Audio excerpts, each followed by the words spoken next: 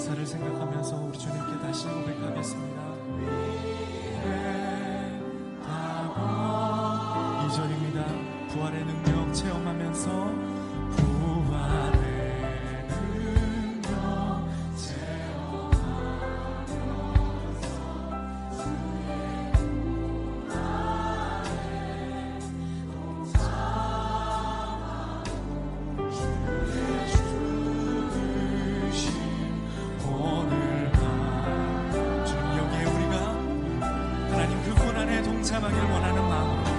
시간 찬양하고 말씀 듣기를 원합니다. 내 안에 가장 귀한 것을 고백합시다.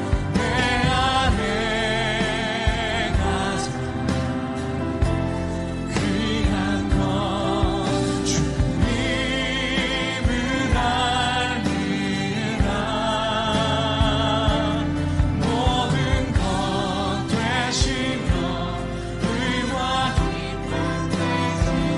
메시지에 동의하시는 분들은 우리 함께 오른손을 들고 우리 주님 앞에 찬양하며 나갑시다. 내 안에 가장 내 안에 가장 귀한 것이 귀한 것 주님을 알미라. 모든 것 되시며 의와 기쁨 되신 주. 마지막으로 고백하겠습니다. 내 안에 가장 귀한 것, 내 안에 가장 귀한 것 주님을 알미라. 모든 것 되시며 의와 여러분의 모든 것 되시며 모든 것 되시며 의와 모든 것 되시며 모든 것 되시며 의와 기쁨 되신 주 사랑합니다.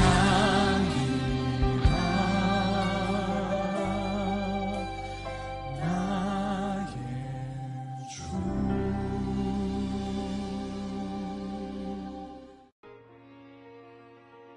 모세와 제사장 엘르아살과 회중의 지도자들이 다 진영 밖에 나가서 영접하다가 모세가 군대의 지휘관 곧 싸움에서 돌아온 천부장들과 백부장들에게 노하니라.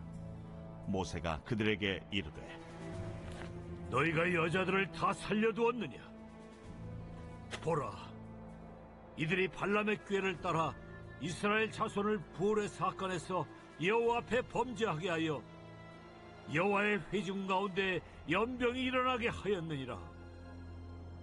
그러므로 아이들 중에서 남자는 다 죽이고 남자와 동침하여 사내를 아는 여자도 다 죽이고 남자와 동침하지 아니하여 사내를 알지 못하는 여자들은 다 너희를 위하여 살려둘 것이니라.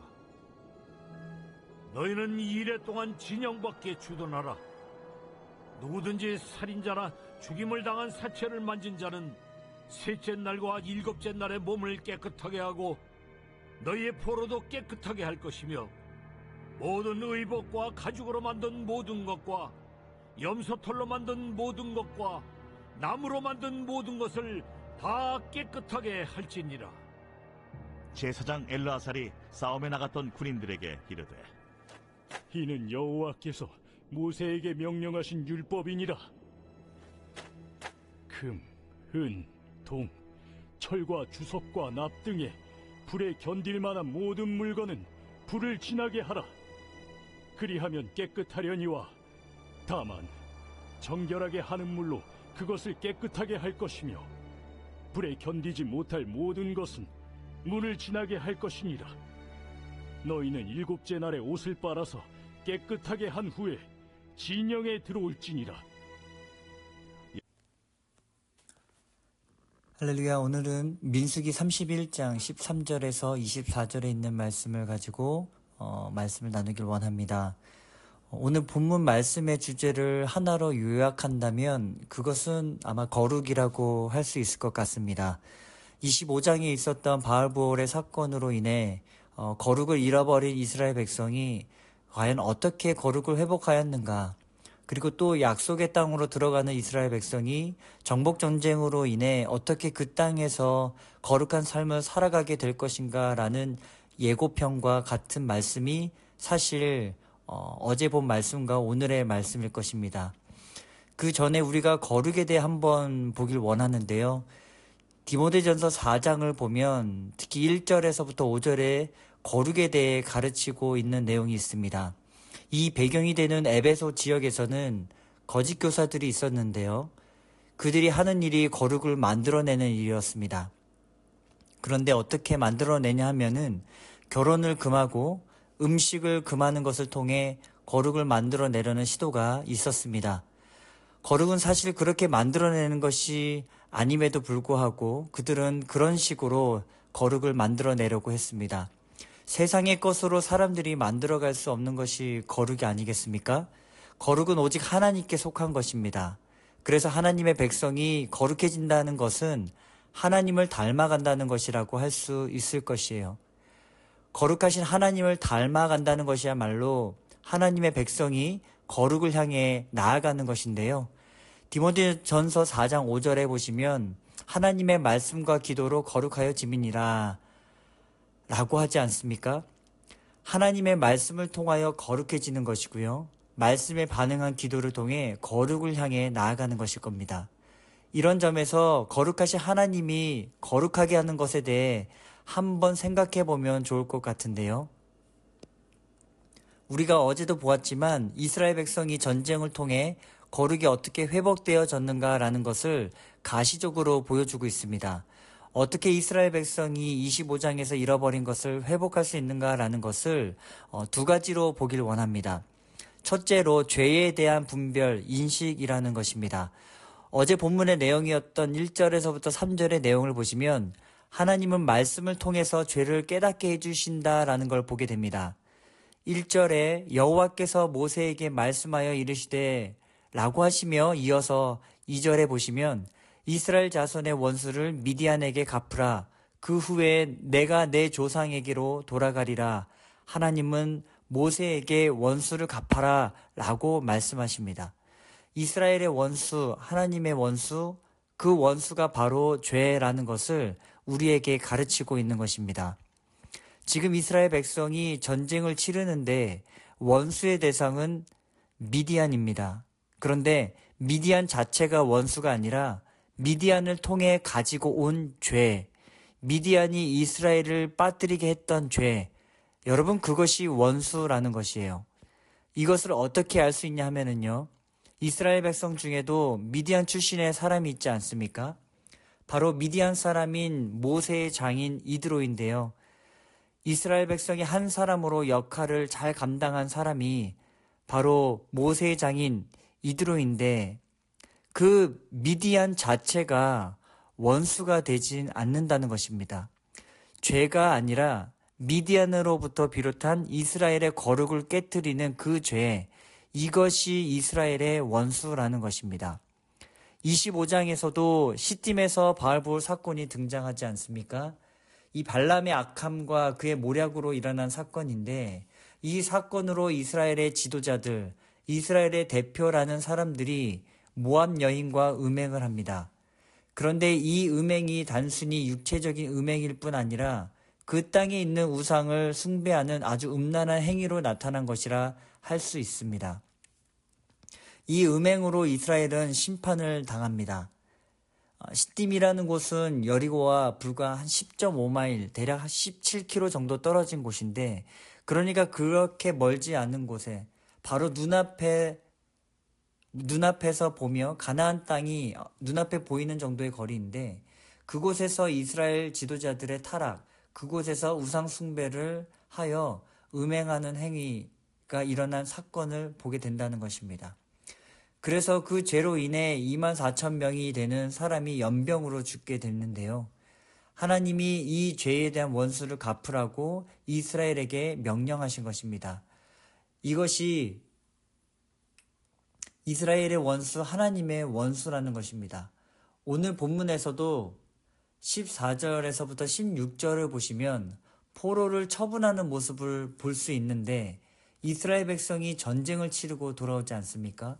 그런데 승전을 하고 돌아오는 군사를 마주하면서 모세가 분노하기 시작합니다. 왜냐하면 지금 이스라엘 백성이 돌아오는 모습을 보니까 죄에 대해 분명히 인지하지 못하고 있기 때문이었습니다.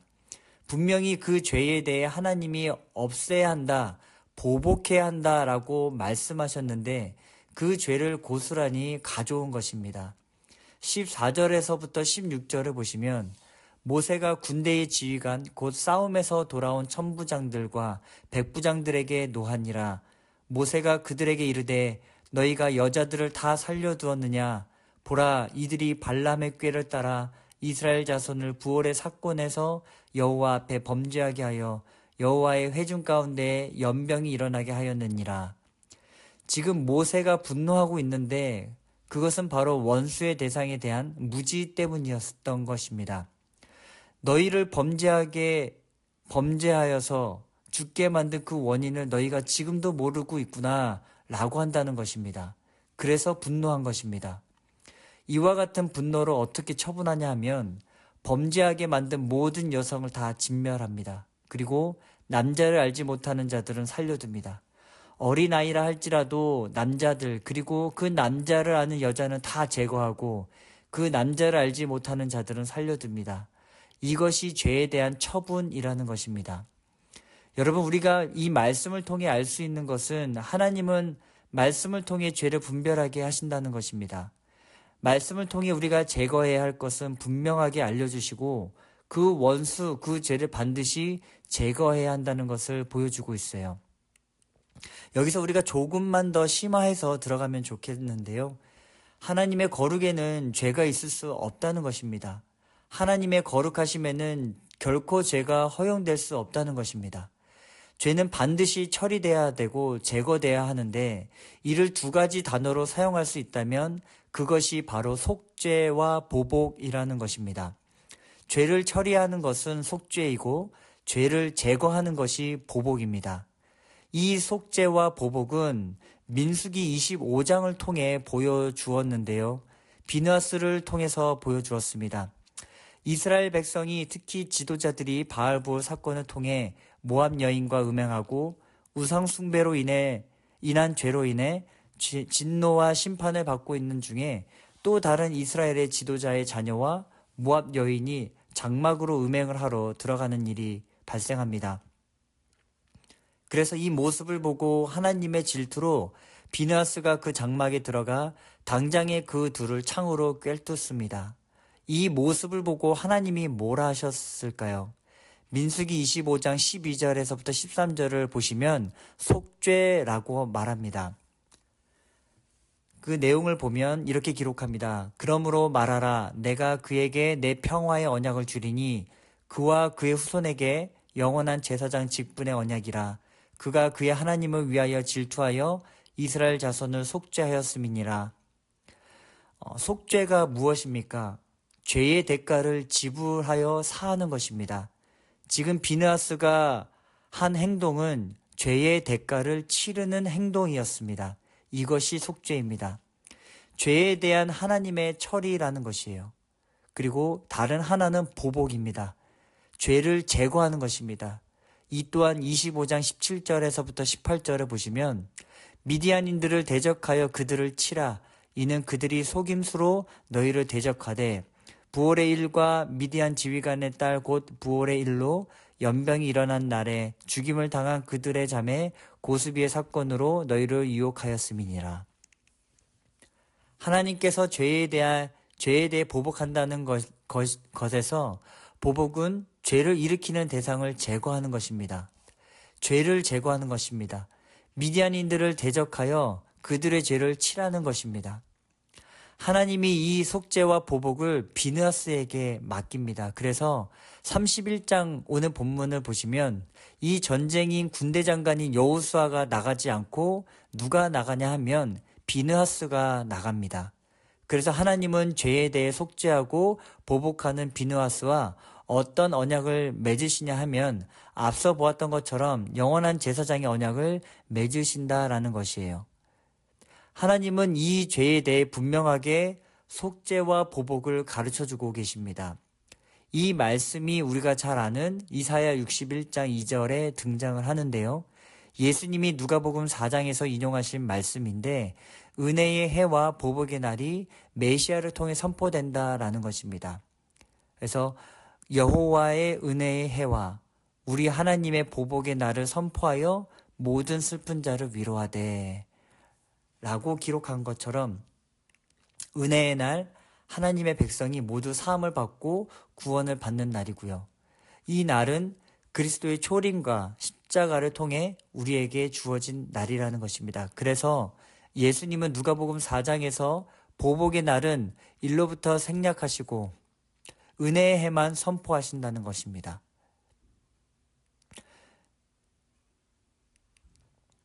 예수님의 초림과 재림을 통해 너희에게 구원이 임한다, 죄사함이 임한다.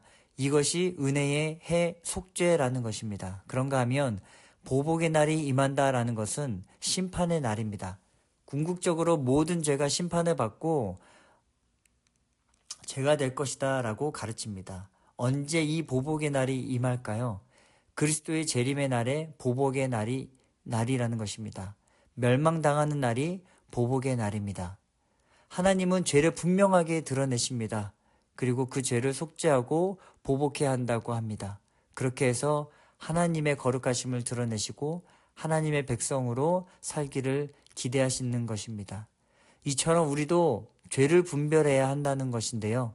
사람을 정죄하는 것이 아니라 죄를 미워하고 죄를 분명하게 바라보고 죄는 하나님께 허락되지 않는다고 하는 마음을 가지고 죄를 속죄하는 그리스도께 나아가 이 죄를 하나님 앞에 자백하는 것이 우리 모두에게 필요할 것입니다. 이것이 거룩을 회복하는 이스라엘에게 있는 첫 번째 특징입니다. 그렇다면 두 번째는 무엇이냐 하면 일부가 아닌 전부라는 것입니다. 하나님은 우리가 거룩한 백성이 되길 원하실 때 일부가 아닌 전부를 원하십니다. 오늘 본문 19절부터 23절의 내용을 한번 보시면 너희는 이래 동안 진영밖에 주둔하라. 누구든지 살인자나 죽임을 당한 사체를 만진 자는 셋째 날과 일곱째 날에 몸을 깨끗하게 하고 너희의 포로로 깨끗하게 할 것이며 모든 의복과 가죽으로 만든 모든 것과 염소털로 만든 모든 것과 나무로 만든 모든 것을 다 깨끗하게 할지니라. 불에 견딜 만한 모든 물건은 불을 지나게 하라. 그리하면 깨끗하려니와 다만 정결하게 하는 물로 그것을 깨끗하게 할 것이며 불에 견디지 못할 모든 것은 물을 지나게 할 것이니라. 이 내용의 말씀을 통해 7일 동안 전쟁에 나간 모든 사람, 그리고 전쟁에서 잡아온 모든 포로와 물질들을 다 정결케 하라, 거룩케 하라 라고 말씀하십니다. 왜일까요? 하나님은 전부를 원하시기 때문입니다. 거룩은 일부의 거룩이 아닌 전부를 담고 있는 속성이 있기 때문입니다. 이 땅에 사는 우리도 일부만 거룩해져서는 안 될 것인데요. 우리의 전부가 거룩해야 한다는 것입니다. 우리의 모든 전 인격이 거룩함을 닮아가고 우리의 삶이 더불어 살아가는 모든 영역이 거룩해져야 함을 기억해야 할 것입니다. 우리가 사랑하는 가족, 일터, 교회, 이 모든 것이 주님을 향한 전부가 되어야 할 것입니다. 이와 같은 마음으로 하나님의 거룩을 닮아내어 죄와 싸워 이겨 오늘 하루도 믿음으로 승리하시는 저와 여러분이 되길 예수 그리스도 이름으로 축원드리겠습니다. 기도하시겠습니다. 우리 시간 같이 한번 기도하실 때 먼저 이렇게 기도하길 원합니다. 거룩을 향해 나아가는 공동체가 되게 하옵소서. 정말 말씀은 죄에 대해서 단호하게 말씀하지 않습니까? 죄를 분별하여 사람을 정죄하는 것이 아니라 죄를 미워하고 죄를 분명하게 바라보되 일부가 아닌 전부를 주 앞에 거룩함으로 내어드리는 우리가 되도록 기도합시다.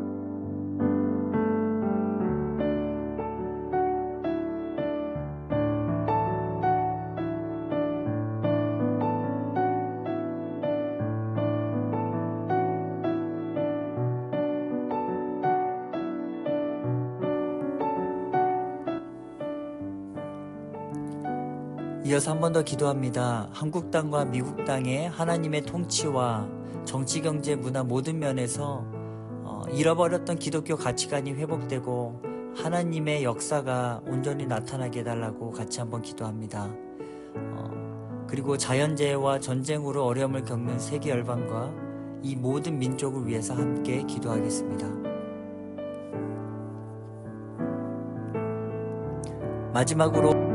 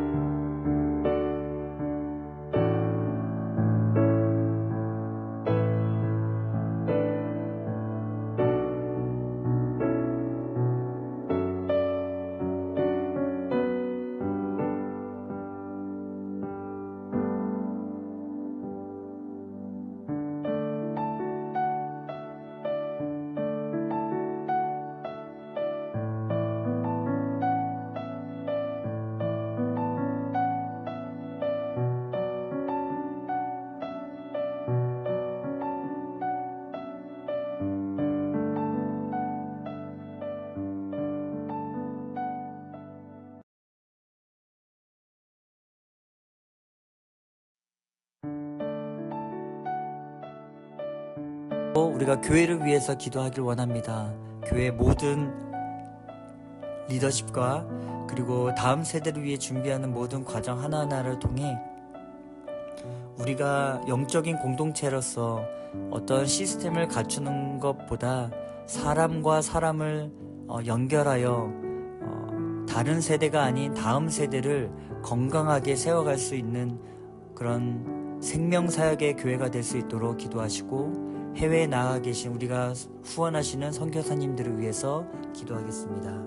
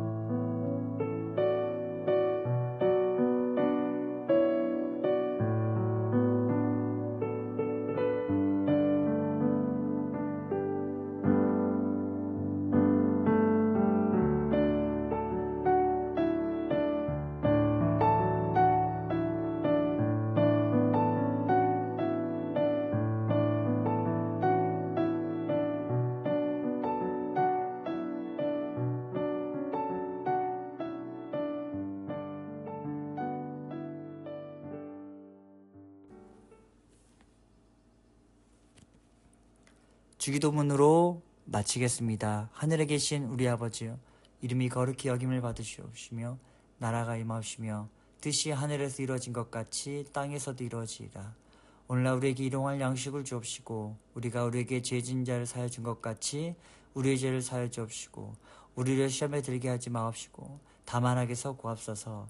나라와 권세와 영광이 아버지께 영원히 있사옵나이다. 아멘.